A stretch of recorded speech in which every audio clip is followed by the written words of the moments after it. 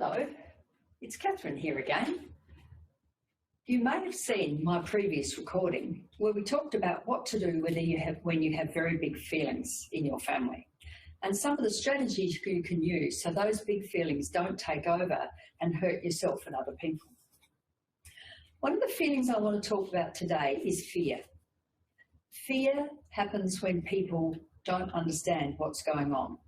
And at the moment, a lot of us don't really understand exactly where the coronavirus, COVID-19, as some people are calling it, is going to go. And you may well have heard a lot of things on television or radio or adults talking about how it's a deadly disease. And if I was a kid and I heard the grown-ups sounding so worried, I would be getting a bit worried too. Kids are also getting worried because some parents are losing their jobs, and then they're worried about money. I think parents don't always understand just how often children hear the things that they talk about. And children often listen when they don't understand in order to try and make sense of things. So I thought today I'd talk to you about just how worried you have to be about this deadly disease and what you can do to help yourself feel calmer and for your family to feel calmer.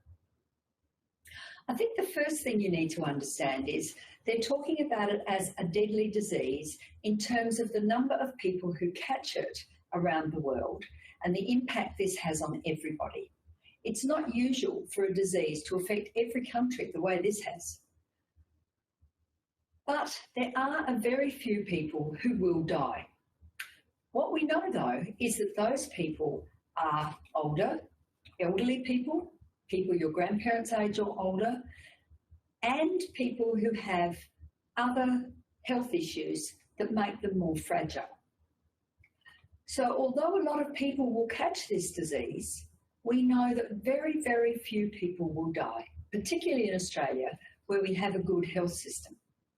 So what we want to do is to show you just how scared or not we all should be. Let's imagine there are 10 people. 1, 2, 3, 4, 5, 6, 7, 8, 9, and 10. 10 people.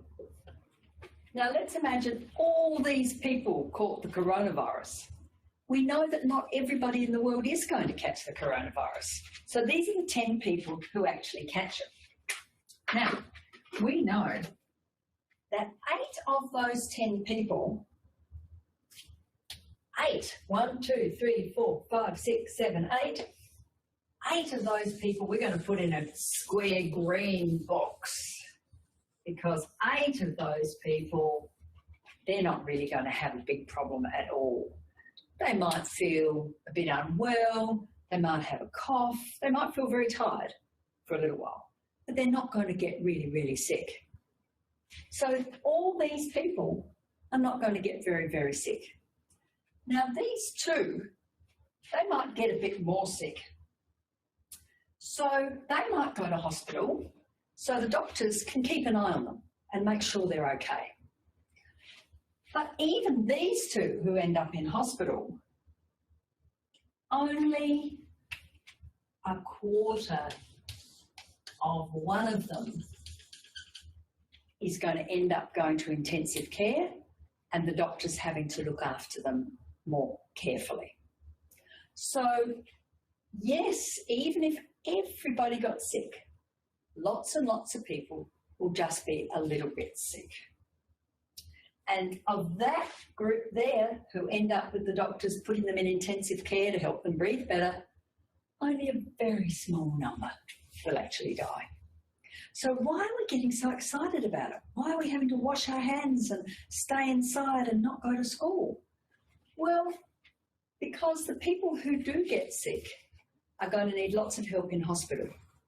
And we only have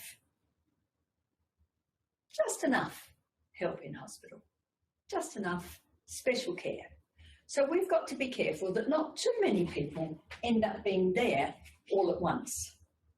Also, those who do die, the very, very small number, all belong to someone. They're someone's grandpa or grandma. And that's why we talk to children about not visiting their grandparents at this time, because we don't want to make them sick and we don't want them to end up in hospital. So I hope this explains to you that you don't have to be very, very, very frightened, but we all need to be careful to make sure that numbers make those people sick. I hope this has explained it to you a bit better and you now understand. I'll talk to you again.